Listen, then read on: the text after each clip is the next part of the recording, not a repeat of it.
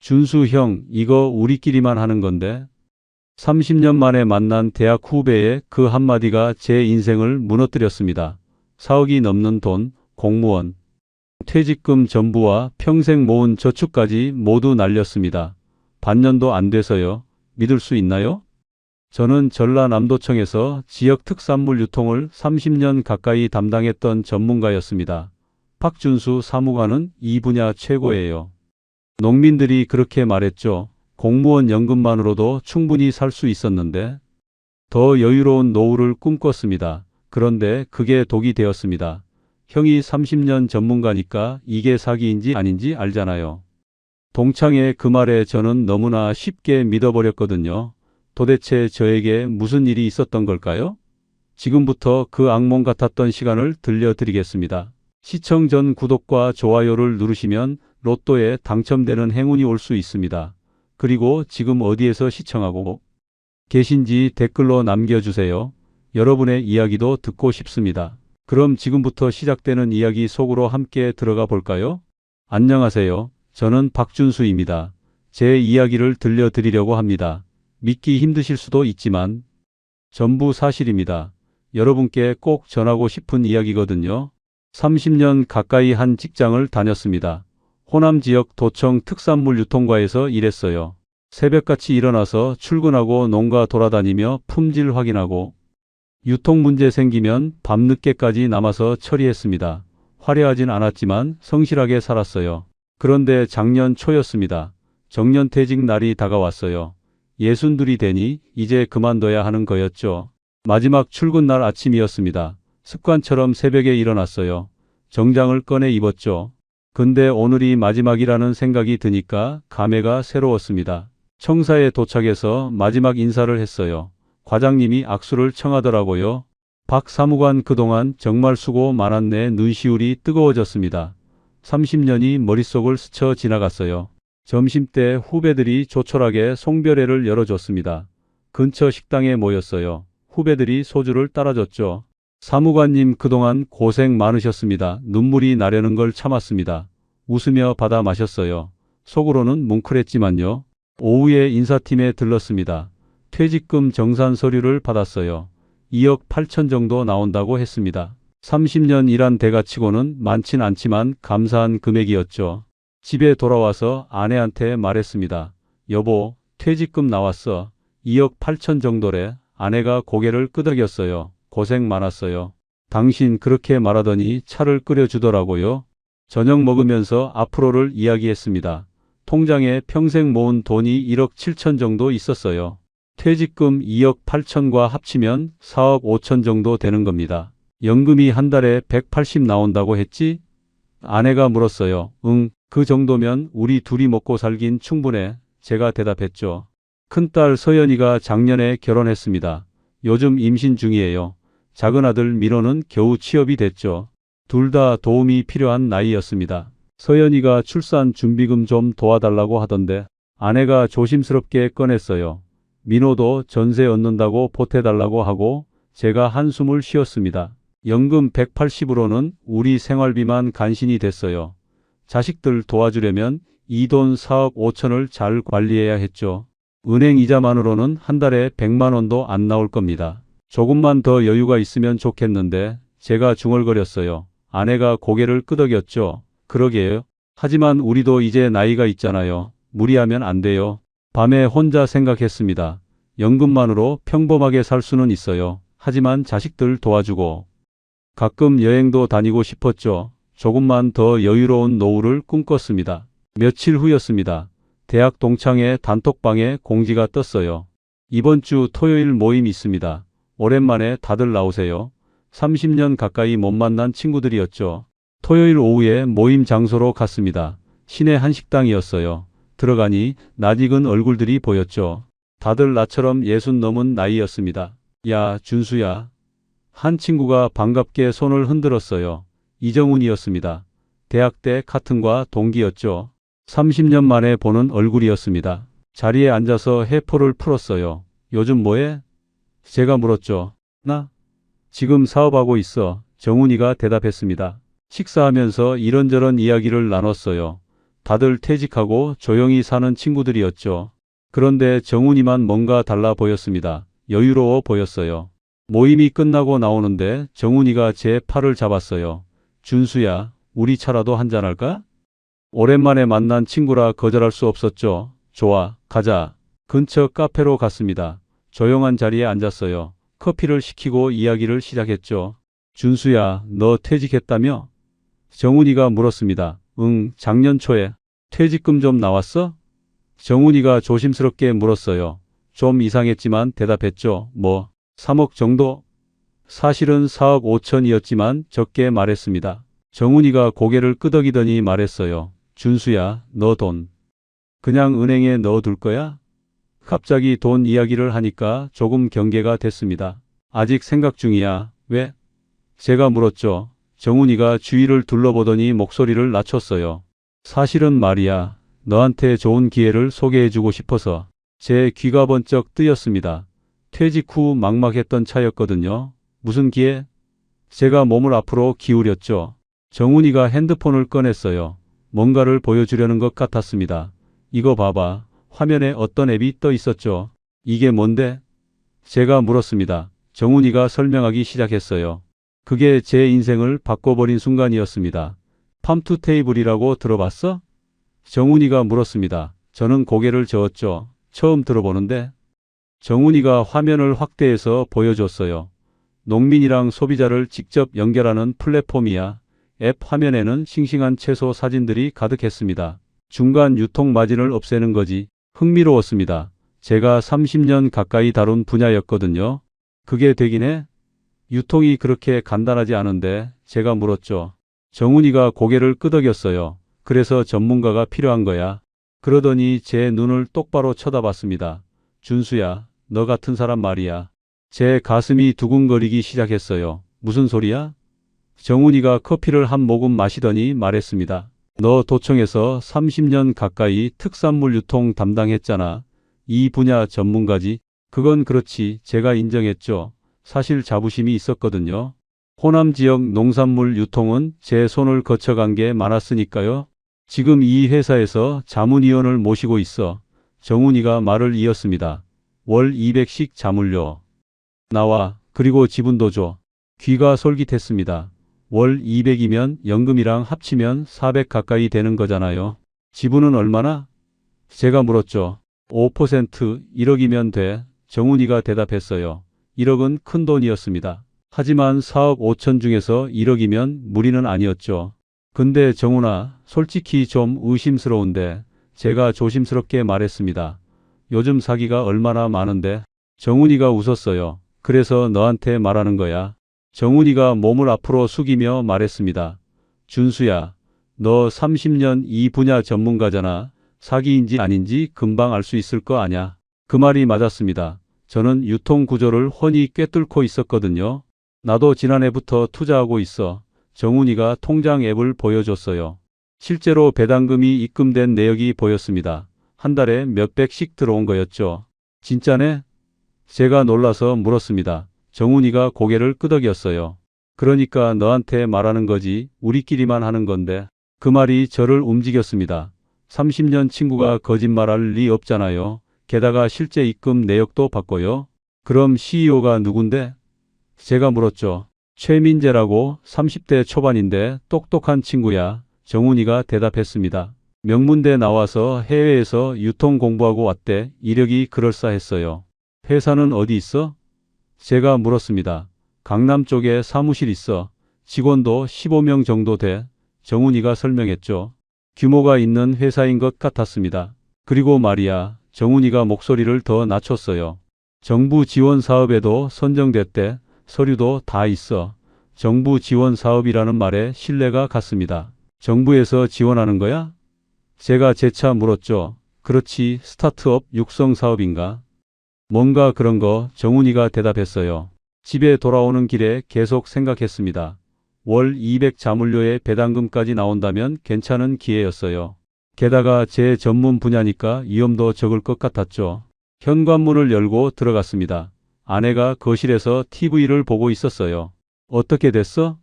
친구들 많이 왔어?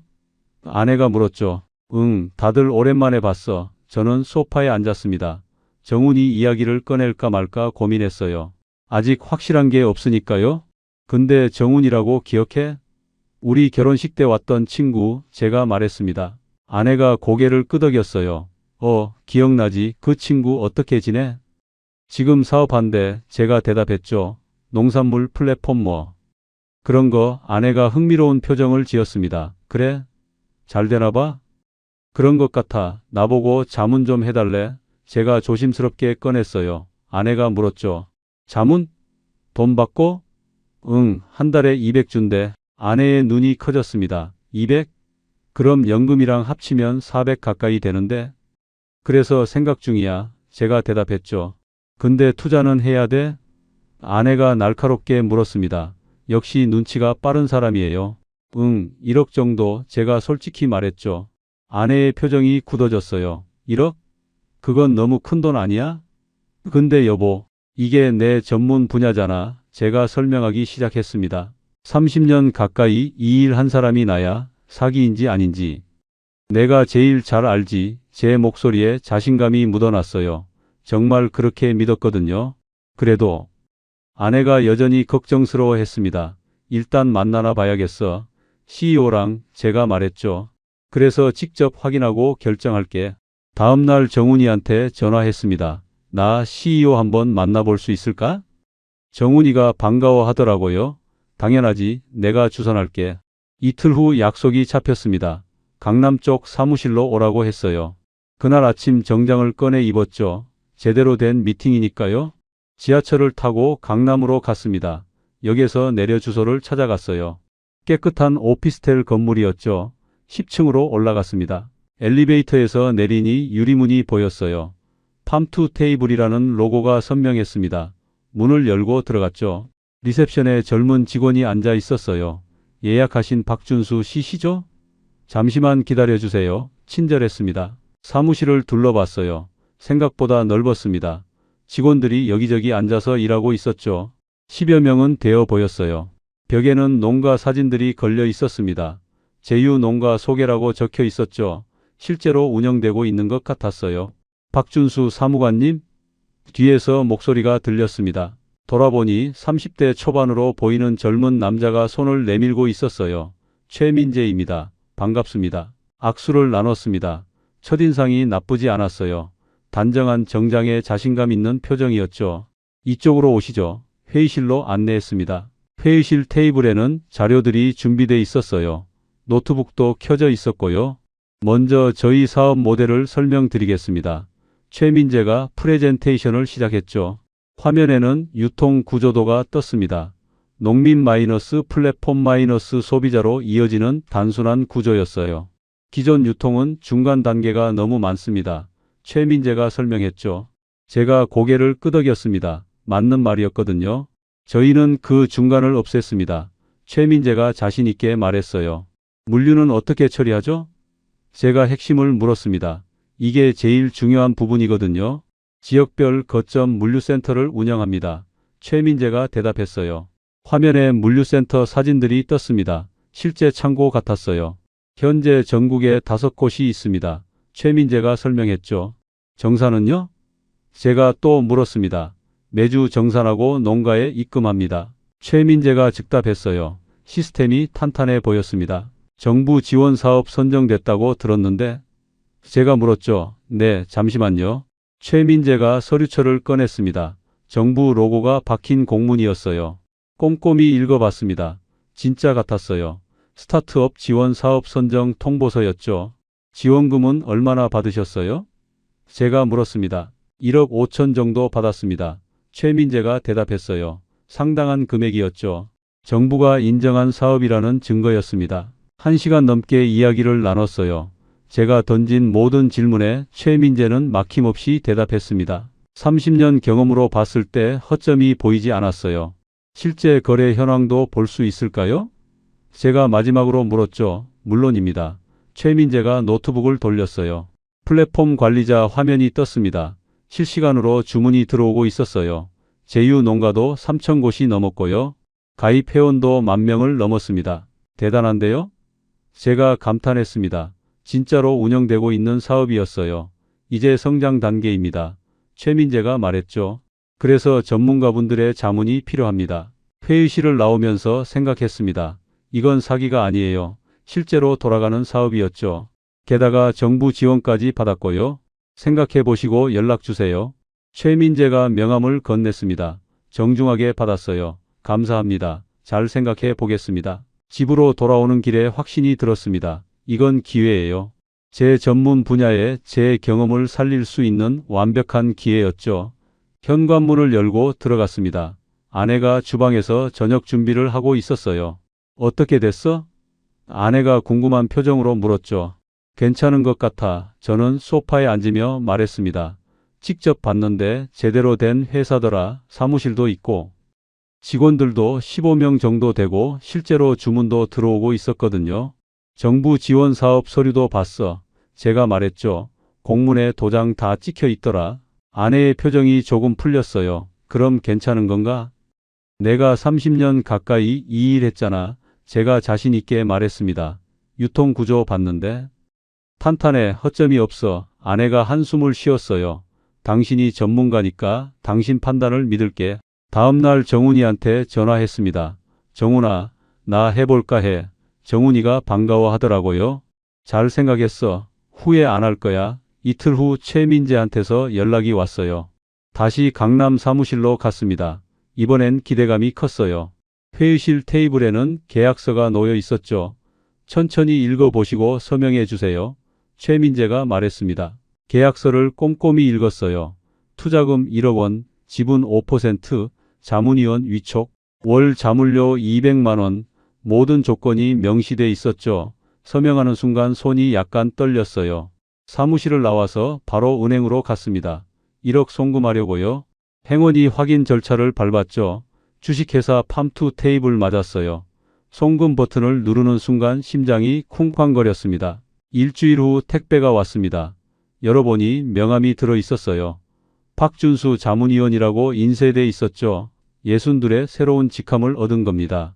여보, 이거 봐. 아내가 웃으며 말했어요. 축하해요. 자문위원님. 한 달이 지났습니다. 최민재한테서 연락이 왔어요. 사무관님, 이번 달 자문료 입금됐습니다. 확인해보니 정말 200만 원이 들어와 있었죠. 연금 180에 자문료 200이면 월 400 가까이 되는 겁니다. 다음 주에 자문회의 있습니다. 최민재가 말했어요. 회의 날 사무실로 갔습니다. 회의실에는 다른 자문위원들도 와 있었어요. 다들 50대 후반에서 60대 초반이었죠. 이번 달 거래액이 8억을 넘었습니다. 최민재가 보고했어요. 가입 농가도 4천 곳을 돌파했습니다. 성장세가 뚜렷했습니다. 사무관님은 호남 지역 담당해 주시면 좋겠습니다. 제가 가장 잘 아는 지역이었죠. 2달째 자문료도 잘 들어왔어요. 이번엔 보너스까지 붙어서 250이었죠. 아내가 좋아했어요. 당신 판단이 맞았네. 이 정도면 서연이 출산 준비금 줄 수 있겠는데? 아내가 말했어요. 큰딸 서연이한테 전화했어요. 출산 준비금 필요하다며? 500 보내줄게. 진짜요? 감사합니다. 아빠, 서연이가 기뻐했습니다. 작은아들 민호한테도 전화했죠. 전세 조금씩 모아서 보내줄게. 석 달째가 됐습니다. 최민재한테서 또 연락이 왔어요. 사무관님, 이번 분기 배당금 나왔습니다. 통장을 확인해 보니 500만 원이 들어와 있었죠. 1억 투자에 3개월 만에 500을 받은 겁니다. 연 수익률로 따지면 20%였어요. 은행 이자 3%와는 비교도 안 됐죠. 배당금 500 들어왔어. 아내가 깜짝 놀랐습니다. 500? 3개월 만에? 대박이네. 아내가 웃었어요. 그날 밤 침대에 누워서 생각했습니다. 이렇게 순조롭게 흘러갈 줄 몰랐어요. 자문료도 잘 나오고 배당금도 나오고요. 퇴직 후 최고의 결정이었던 것 같았습니다. 며칠 후 최민재한테서 전화가 왔어요.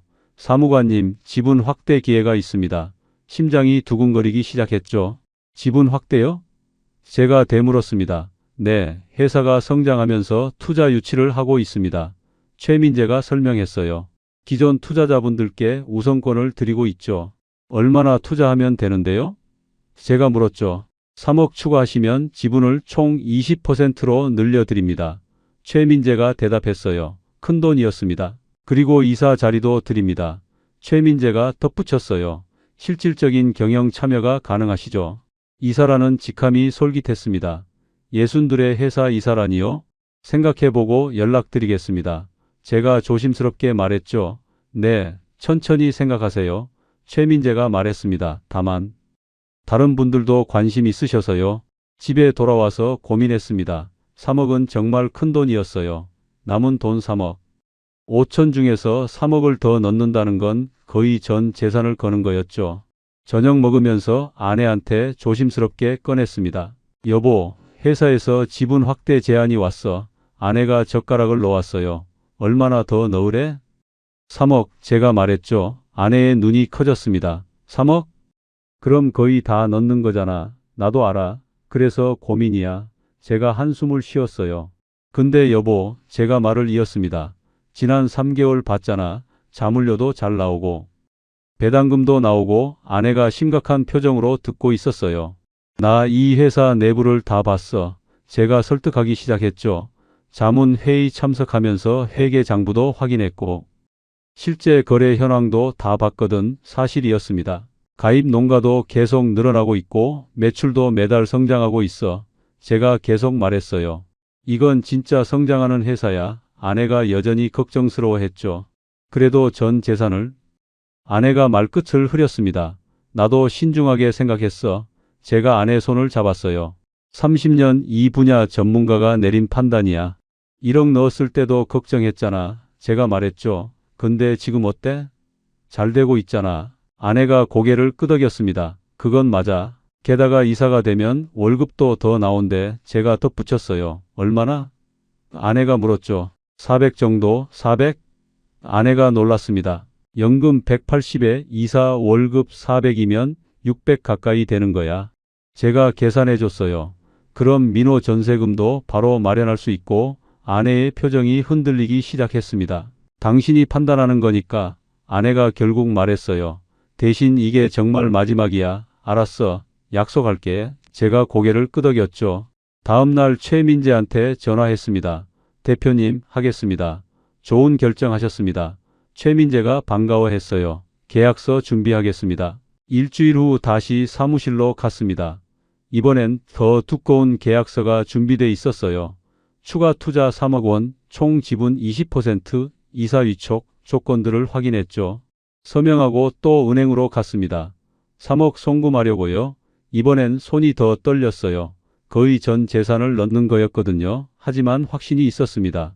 이제 총 4억을 넣은 거네. 집에 돌아와서 혼자 중얼거렸습니다. 남은 돈은 5천만 원뿐이었죠. 긴장되면서도 기대가 됐어요.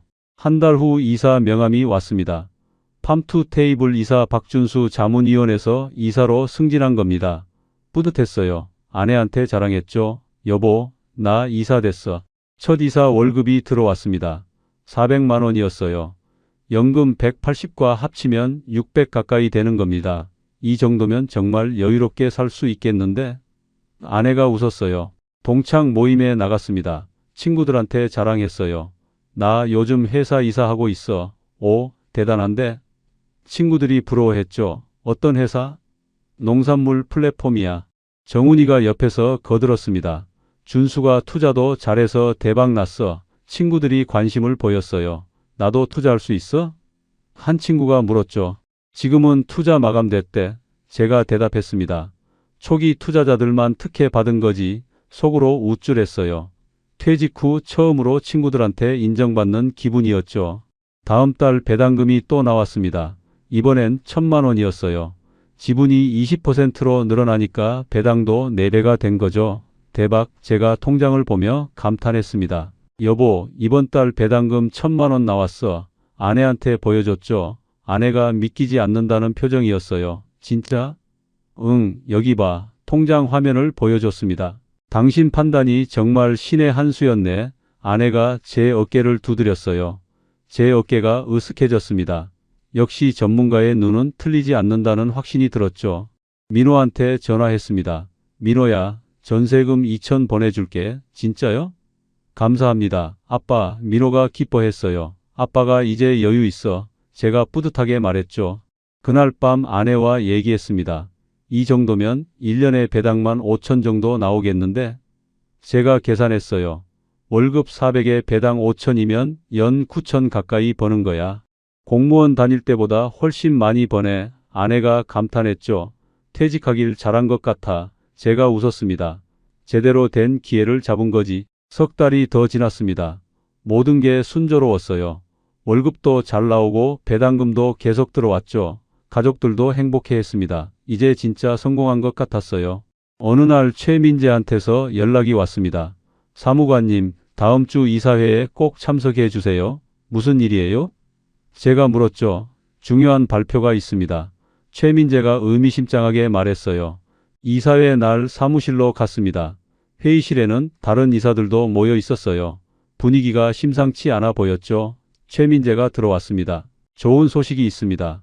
최민재가 웃으며 말했어요. 대형 유통사에서 인수 제안이 왔습니다. 회의실이 웅성거렸죠. 인수요? 지금 회사 가치가 100억 정도로 평가받고 있습니다. 최민재가 설명했어요. 만약 인수가 성사되면 이사님들은 큰 돈을 받으실 수 있습니다. 제 심장이 두근거렸습니다. 사무관님 지분이 20%니까 최민재가 저를 쳐다봤어요. 20억 정도 받으실 수 있습니다. 20억? 4억 넣어서 20억을 받는다고요? 대박이네요. 옆에 앉은 이사가 감탄했습니다. 언제쯤 성사되나요? 제가 물었죠. 협상 중입니다. 최민재가 대답했어요. 빠르면 6개월 안에요. 회의가 끝나고 집으로 돌아왔습니다. 아내한테 신나서 말했어요. 여보, 회사가 100억에 인수된대. 100억? 아내가 놀랐죠. 그럼 우리는 얼마 받아? 20억, 제가 말했습니다. 아내가 입을 다물지 못했어요. 4억 넣어서 20억? 그렇게 될 것 같아. 제가 웃었죠. 며칠 후 최민재한테서 전화가 왔습니다. 사무관님, 조용히 말씀드릴 게 있습니다. 목소리가 진지했어요. 인수 전에 지분을 더 늘리실 수 있습니다. 더 늘려요? 제가 되물었죠. 지금 투자하시면 인수 시 훨씬 큰 돈을 받으실 수 있습니다. 최민재가 설명했어요. 다른 이사님들도 추가 투자하고 계십니다. 근데 저 이제 돈이 별로 없는데요. 제가 솔직히 말했습니다. 5천 정도밖에. 그 정도면 됩니다. 최민재가 말했어요. 5천만 원 더 넣으시면 지분을 22%로 올려드립니다. 그럼 인수 시 얼마나 받나요? 제가 계산이 빨라졌습니다. 22억 정도요? 최민재가 대답했어요. 2억 차이였죠. 집에 돌아와서 고민했습니다. 5천만 원은 정말 마지막 남은 돈이었어요. 비상금이었죠. 하지만 6개월만 버티면 22억을 받는 겁니다. 여보, 저녁 먹으면서 아내한테 말했어요.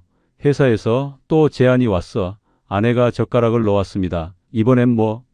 5천만 원만 더 넣으면 인수 시 2억을 더 받는데 제가 조심스럽게 말했죠. 아내가 고개를 저었어요. 그건 우리 마지막 돈이잖아. 나도 알아. 제가 말했습니다. 근데 여보, 6개월만 버티면 22억이야. 아내가 심각한 표정이었어요. 만약 안 되면? 안 될 리 없어. 제가 확신에 찬 목소리로 말했죠. 지금까지 잘 됐잖아. 월급도 잘 나오고 배당금도 계속 들어오고 사실이었습니다. 나 이 회사 구석구석 다 알아. 제가 설득했어요. 이사로 있으면서 다 봤거든. 실제 거래도 되고 있고 매출도 계속 늘고 있어. 아내가 한숨을 쉬었습니다. 30년 이 분야 전문가가 본 거야. 제가 아내 손을 잡았어요. 내 판단 믿어줘. 지금까지 잘못된 적 있었어? 아내가 고개를 천천히 끄덕였죠. 알았어. 아내가 결국 말했습니다. 당신 판단이니까. 고마워. 제가 아내를 꼭 안았어요. 후회 안 시킬게. 다음 날 최민재한테 전화했습니다. 대표님, 5천 추가하겠습니다. 좋은 결정하셨습니다.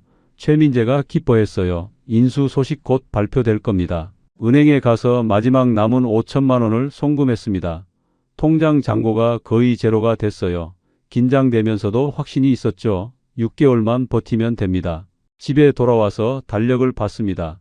6개월 후면 내년 초였어요. 그때쯤이면 22억이 통장에 들어오겠네. 혼자 웃었습니다. 민호한테 전화했어요. 민호야, 아빠가 곧 큰돈 들어와. 무슨 일이세요? 민호가 물었죠.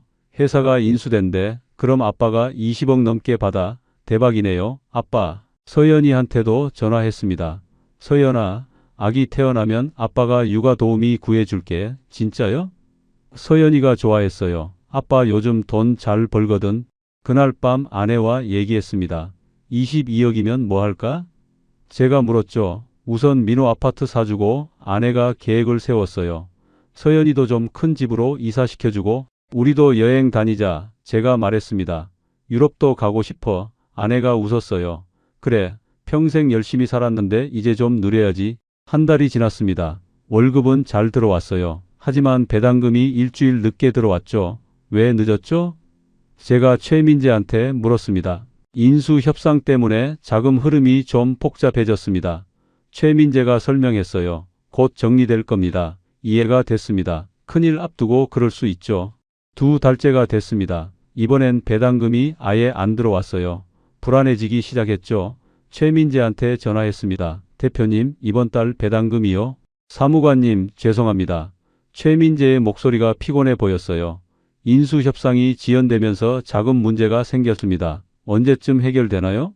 제가 다급하게 물었죠. 조금만 기다려주세요. 최민재가 말했어요. 곧 해결됩니다. 전화를 끊었지만 마음이 불편했습니다. 처음으로 의심이 들기 시작했어요. 일주일 후 월급도 안 들어왔습니다. 연금 180만으로 한 달을 살아야 했어요. 최민재한테 다시 전화했죠. 대표님, 월급이 안 들어왔는데요. 전화가 안 받아졌습니다. 한 번 더 걸었어요. 여전히 안 받더라고요. 메시지를 보냈죠. 대표님, 연락 주세요. 답장이 없었습니다. 불안한 마음에 사무실로 갔습니다. 강남역에서 내려 오피스텔로 갔어요. 10층 엘리베이터를 탔죠. 문을 열려고 했는데 잠겨 있었습니다. 유리문 너머로 안을 봤어요. 텅 비어 있었습니다. 책상도 없고 컴퓨터도 없었어요. 어떻게 된 거지? 제 다리가 후들거렸죠. 관리실로 내려갔습니다. 10층 팜투 테이블 어디 갔나요? 제가 다급하게 물었어요. 관리인이 대답했죠. 일주일 전에 나갔습니다. 나갔다고요? 제 목소리가 떨렸습니다. 보증금도 안 내고 야반도주했어요. 관리인이 말했어요. 우리도 피해자입니다. 정신이 하나도 없었습니다. 다른 이사들한테 전화했어요. 다들 안 받았죠. 정훈이한테 전화했습니다. 정훈아, 회사가 문 닫았어. 뭐? 정훈이도 놀란 것 같았어요. 나도 오늘 알았어. 최민재 연락 안 돼. 어떻게 된 거야? 제가 소리쳤죠. 나도 몰라. 나도 당했어. 집에 돌아왔습니다. 다리에 힘이 안 들어갔어요. 현관문을 열고 들어가니 아내가 거실에 있었죠. 왜 그래? 얼굴이 왜 그래? 여보. 제 목소리가 떨렸습니다. 회사가 문 닫았어. 아내의 얼굴이 하얗게 질렸어요. 뭐라고? 사무실 가봤는데 텅 비어 있어. 제가 주저앉았습니다. 최민재도 연락 안 돼. 아내가 제 어깨를 잡았어요. 그럼 우리 돈은? 대답할 수가 없었습니다. 아내가 소리쳤어요. 4억이 넘는 돈이 어떻게 된 거야? 제 눈에서 눈물이 났죠. 다음 날 경찰서로 갔습니다. 고소장을 썼어요. 피해액이 얼마죠? 경찰이 물었습니다. 4억 5천입니다. 제가 대답했죠. 다른 피해자들도 많이 왔습니다. 경찰이 말했어요. 총 피해액이 100억이 넘습니다. 100억? 제가 당한 게 아니었던 거죠. 조사 결과가 나왔습니다. 충격적이었어요. 폰지 사기입니다. 형사가 설명했어요. 초기 투자자 배당금을 후기 투자자 돈으로 돌려막기 한 겁니다. 실제 거래는요? 제가 물었죠. 10%도 안 됩니다. 형사가 대답했어요. 대부분 조작된 화면이었습니다. 제가 본 모든 게 가짜였던 겁니다. 정부 지원금도요? 제가 다시 물었습니다. 서류 조작입니다. 형사가 말했어요. 받은 적 없습니다. 완벽한 사기였던 거죠. 최민재는요? 제가 물었습니다. 가명입니다. 형사가 대답했어요. 해외로 도주했습니다. 잡을 수 있나요? 제가 간절히 물었죠. 노력하고 있습니다. 형사가 말했어요. 하지만 쉽지 않습니다. 돈은 돌려받을 수 있나요? 제가 떨리는 목소리로 물었습니다. 어렵습니다. 형사가 고개를 저었어요. 회사 자산이 거의 없습니다. 제 앞이 캄캄해졌죠.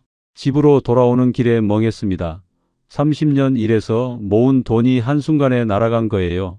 퇴직금 2억 8천, 평생 저축 1억 7천, 모두 사라졌습니다. 현관문을 열고 들어갔습니다. 아내가 소파에 앉아 울고 있었어요. 어떻게 됐어? 아내가 물었죠. 돌려받기 힘들대. 제가 대답했습니다. 아내가 더 큰 소리로 울었어요. 어떻게, 우리 이제 어떻게. 제 가슴이 찢어지는 것 같았습니다. 모든 게 제 잘못이었어요. 며칠이 지났습니다.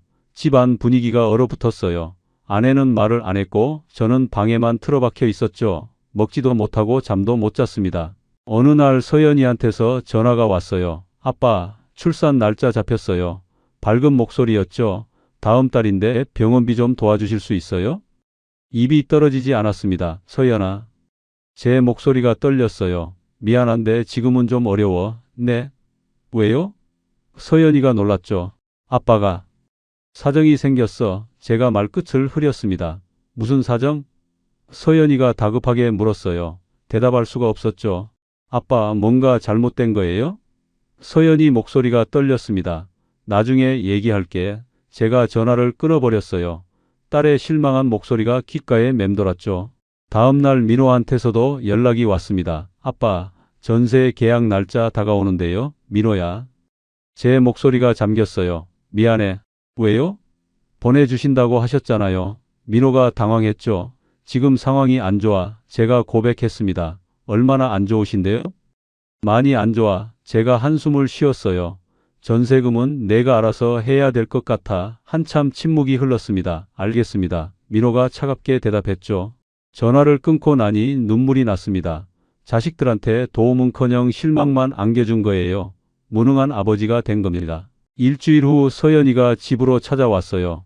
임신한 배를 안고 현관문을 두드렸죠. 아내가 문을 열었습니다. 엄마, 아빠 어디 계세요?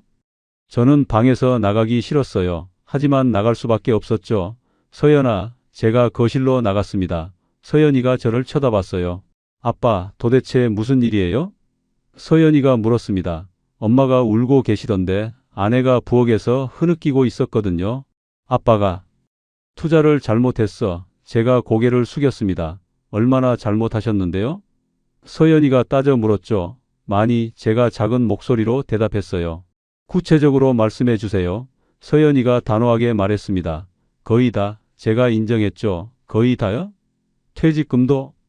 응. 서연이의 얼굴이 굳어졌어요. 아빠가 그러시면 안 되는 거잖아요. 목소리가 떨렸습니다. 30년 모은 돈을 어떻게 날릴 수가 있어요? 미안해. 제가 고개를 숙였습니다. 미안하다고 해결돼요? 서연이가 소리쳤어요. 저 다음 달에 애 낳는데 병원비는 어떡하라고요? 대답할 수가 없었습니다. 전 아빠 믿었어요. 서연이가 울먹였죠. 이사까지 하신다고 자랑하시길래 정말 잘 되시는 줄 알았어요. 정말 미안해. 제가 또 사과했습니다. 미안하다는 말밖에 못하세요? 서연이가 눈물을 닦았어요. 전 이제 아빠한테 기대 안 할게요. 서연이가 돌아서서 나갔습니다.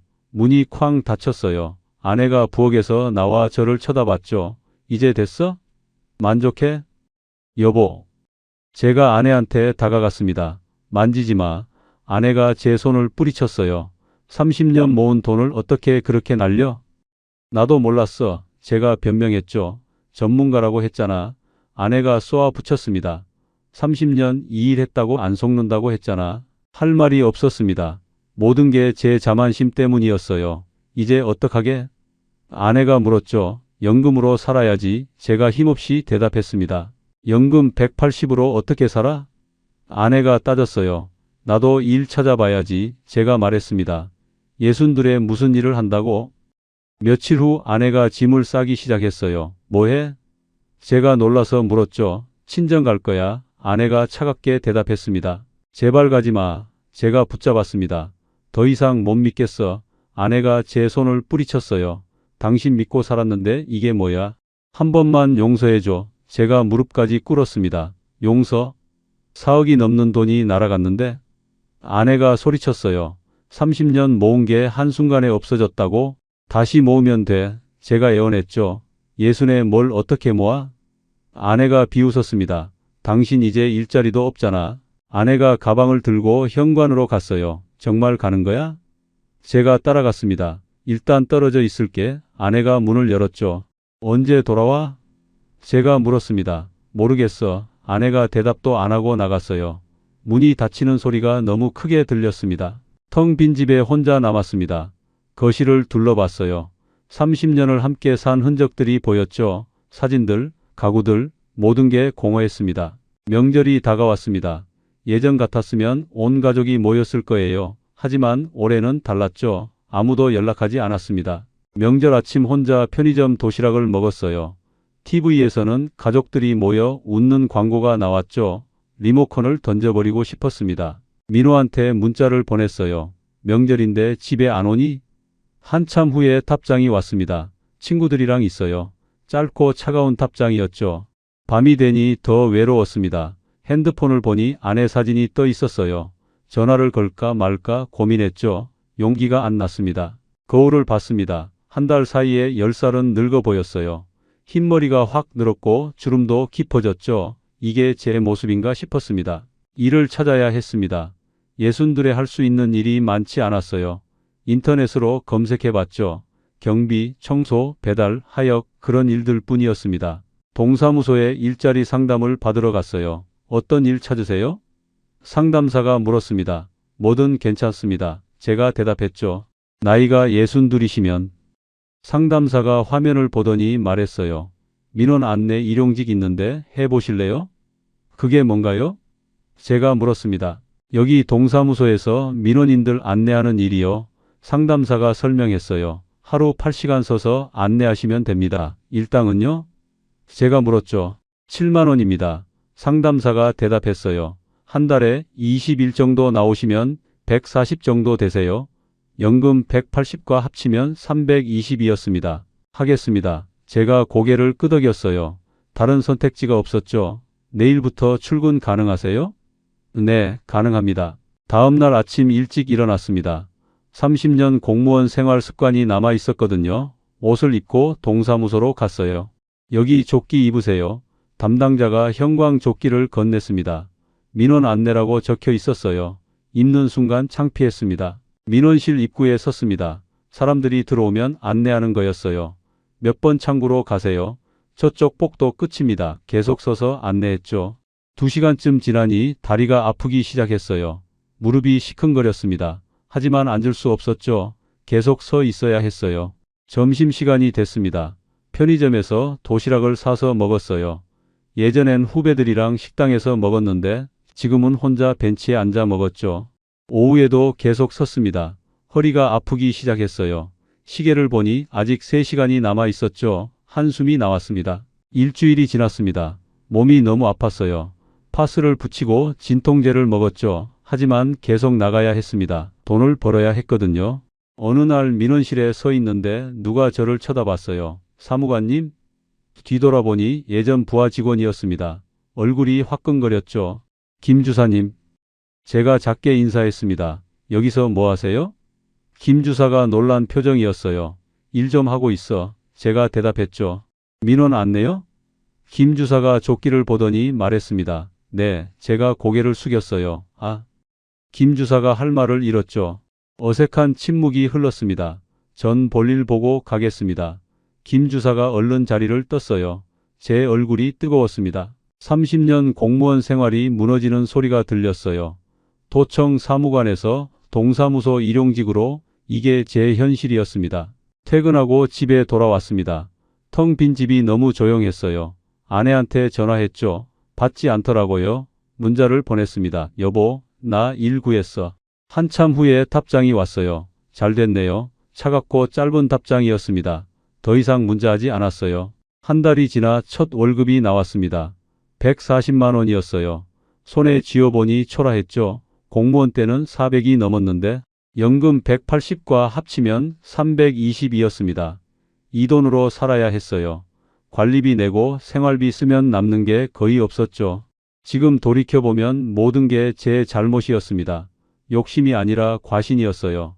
30년 전문가니까 안 속는다고 믿었죠. 그게 독이었습니다. 한 우물만 판 사람은 다른 분야를 몰라요. 농산물 유통은 알아도 투자는 몰랐던 겁니다. 전문가라서 오히려 더 큰 사기에 당했죠. 여러분께 당부드립니다. 전 재산을 한 곳에 넣지 마세요. 최소한 1억은 비상금으로 남겨두셔야 합니다. 저처럼 마지막 5천까지 넣으면 안 됩니다. 연금이 있으면 그걸로 사세요. 저는 연금 180만으로 충분히 살 수 있었어요. 욕심 아니라 여유를 바랐지만 결국 모든 걸 잃었습니다. 동창이나 친구가 소개하는 투자 조심하세요. 30년 친구도 돈 앞에서는 모릅니다. 정훈이도 저를 이용한 건지 같이 당한 건지 모르겠어요. 정부 지원 서류도 조작될 수 있습니다. 저는 공문까지 확인했는데도 속았어요. 사기꾼들은 그만큼 정교합니다. 첫 수익이 나온다고 믿지 마세요. 그게 미끼입니다. 저는 3개월 동안 자물쇠와 배당금을 받았어요. 그래서 완전히 믿었죠. 지금 저는 예순들의 동사무소 일용직으로 일합니다. 하루 8시간 서서 민원 안내를 해요. 다리도 아프고 허리도 아프지만 살아야 하니까요. 아내는 아직 돌아오지 않았습니다. 서연이는 혼자 아기를 낳았어요. 민호는 연락이 끊겼죠. 돈보다 더 큰 걸 잃었습니다. 평범하게 사는 게 최고였어요. 연금으로 조용히 살 걸 그랬습니다. 자식들 도와주겠다고 욕심 부린 게 화근이었죠. 여러분은 제 실수를 반복하지 마세요. 30년 전문가도 속습니다. 확신이 욕심보다 더 위험해요. 제가 증명했습니다. 우리의 이 사연이 마음에 남았다면 좋아요를 눌러주세요. 그리고 소중한 사람들과 함께 이 이야기를 나눠주시길 바랍니다. 여러분의 한마디가 누군가에겐 큰 위로가 될 수 있습니다. 영상이 마음에 드셨다면 구독과 좋아요, 응원 부탁드립니다. 감사합니다.